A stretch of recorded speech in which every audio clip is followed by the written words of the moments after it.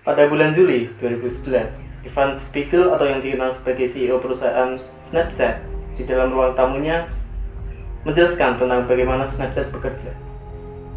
Conversations. These are all the people you're sending pictures back and forth with. And when we started the service, obviously we only had these two screens, Snap and Chat. But more recently, we added a screen for watching people's stories. Stories are really interesting because they're basically a collection of snaps. So when you take a snap, you can either decide to send it to a friend or a couple friends, or you can add it to your story. And your story keeps all of your snaps from a day in chronological order. And I say chronological order because that's what really makes Snapchat different than other social media that's based on a feed. So most social media has all of your pictures and videos in reverse chronological order. So you see the end before you see the beginning. But on Snapchat, if you're looking at a birthday party, you get to watch the birthday party unfold, beginning, middle, end, which really gives it a familiar feeling because that's the way we've been telling stories forever. So that's really it. It's three screens, Snapchat and Watch. And it's all about talking with pictures and expressing yourself about it. So hopefully this makes it a little easier to understand. Sebuah perusahaan media sosial bernama Snapchat merupakan perusahaan yang pertama kali membuat sebuah pesan singkat atau sekarang dikenal dengan story yang menggunakan unsur augmented reality atau disingkat dengan IA. Yang berkembangnya zaman, banyak perusahaan media sosial yang mencontoh penggunaan story dalam aplikasinya seperti Instagram, TikTok, WhatsApp, dan lain sebagainya. Tapi sekarang yang paling terkenal penggunaan story filter wajah yang berbasis AR adalah TikTok dan Instagram. Di dalam story Instagram, fitur ini disebut dengan filter. Filter ini bisa membuat orang menjadi lebih cantik, ganteng, tanpa mandi dan bermakeup. Dan yang paling canggihnya, bisa membuat wajah manusia seperti hewan. Dan bagaimana bisa fitur tersebut bisa mengubah orang yang tanpa makeup bisa bermakeup dengan sekali ketukan. We quickly dispense with definitions. What is Snapchat? So at a really high level, it's a new type of camera that allows you to communicate visually. So the big innovation, people spend a lot of time communicating via text, letters, emails, text messages for a really long period of time. Snapchat allows you to communicate visually with photos and videos, and that allows you to convey a whole new range of emotion when you're communicating with your friends, which is especially important when you're talking to people that are really close to you. It's not really about conveying information, it's about conveying emotion and how you feel. And so Snapchat unlocks that for people. How do you make money? So we have two sort of main platforms that we've created over the years. One is a content platform where people create snaps, stories, and then also publishers, and now we even have shows.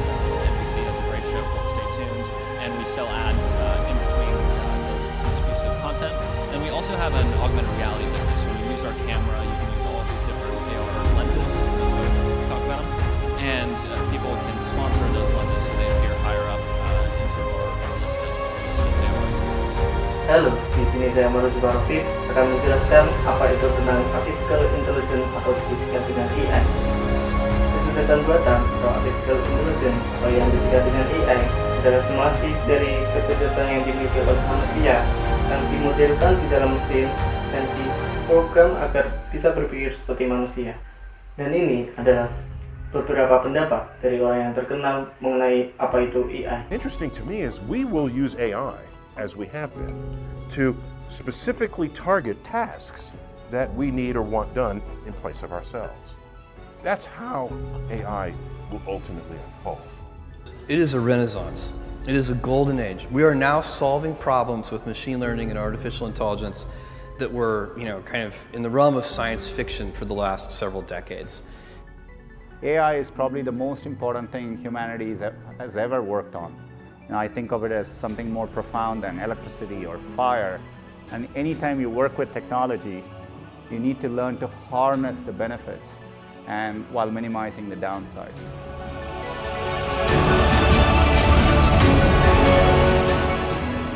We're focusing on autonomous systems. And clearly one purpose of autonomous systems is self-driving cars. There are others. And we sort of see it as the mother of all AI projects. There's a class of things like game playing or speech recognition or image recognition that the performance levels are phenomenal. You know, if you compare human speech recognition to computer speech recognition, the computer is slightly better. And that's, you know, mind-blowing. Certainly we use AI to do drug discovery. These biological systems are very complicated. And so the fact that we have vaccines for TB and HIV coming, that's partly enabled by this rich data, advance in biology, and machine learning. When I look at Seeing AI, which is an application we just launched for anybody with visual impairment, they can go download this app that uses the latest cutting-edge computer vision technology in our cloud to give anyone the ability to see. And in fact, Angela Mills, who's a colleague of mine, was just telling me about how it's changed her life inside of Microsoft. She can go into our cafeteria, order food using this app with confidence, walk into conference rooms with confidence because she knows she's walking into the right conference room. Or what we've done with our OneNote and Word learning tools. Anyone who has dyslexia can now use AI to be able to read better.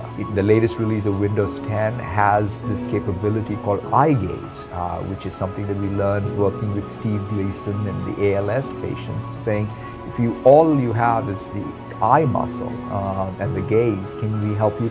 Jadi, contoh manfaat AI dalam penggunaan teknologi sekarang bisa dimanfaatkan untuk yang pertama, merekomendasikan lagu dari platform musik favorit. Di dalam fitur ini bisa kita lihat di aplikasi Spotify. Yang kedua adalah menunjukkan peta dan arah. Fitur ini bisa kita lihat di dalam aplikasi Google Maps. Halo, di sini saya akan menjelaskan bagaimana aplikasi Google Maps bekerja.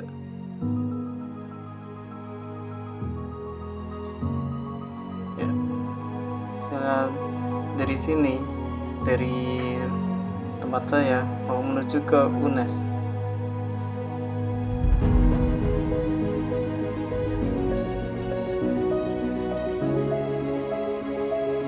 Nah, kita akan melihat ke rute.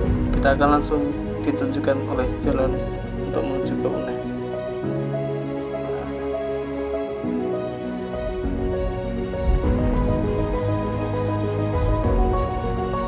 Kita bisa dilihatkan jalan ada 2 jalur dari arah kiri maupun yang kanan.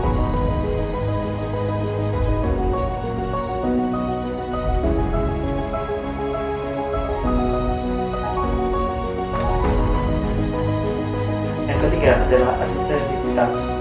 Seperti ini contohnya. Hey Cortana, do you like a football? I like football. It has lots of data for the crunching. Hey Cortana, do you like a food? Well, I can't taste and I function without calories, but I understand the appeal. Cortana, I love you. Wow, that made my day.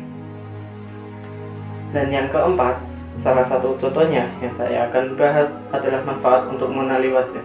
Dalam video ini, kita bisa akan melihat bagaimana program AI dalam pengenalan wajah bekerja.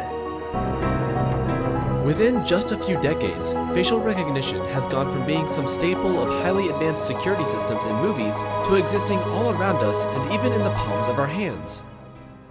The technology has been implemented in several ways in our society. Some phones use facial recognition to grant access, and some governments, like China and the US, are using facial recognition on databases like driver's licenses for a variety of reasons. Then, we've got fun things like Snapchat filters that utilize facial detection. Now, there's a big difference between facial detection and facial recognition. With facial detection, the computer is saying, yep, that's a face. And with facial recognition, the computer is saying, yep, that's your face.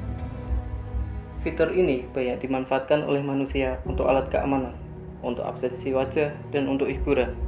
Salah satu hiburan tersebut adalah menggunakan fitur pengenalan wajah ini digunakan dalam filter Instagram. Bagaimana cara AI bekerja dalam program filter wajah yang ada di Instagram ini? Saya akan menjelaskan cara singkatnya.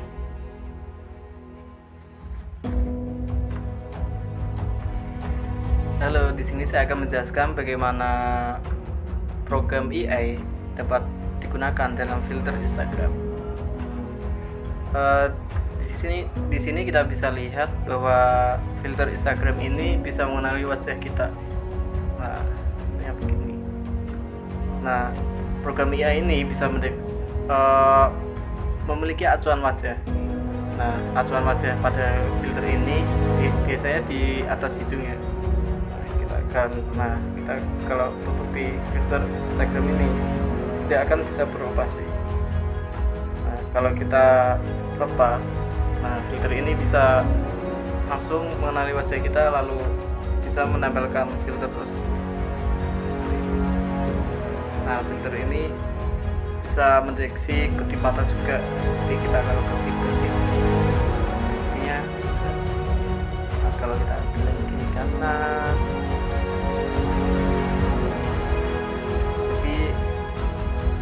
Secara singkatnya, AI ini bekerja untuk mendeteksi salah satu titik di bagian muka kita. Seperti di sini.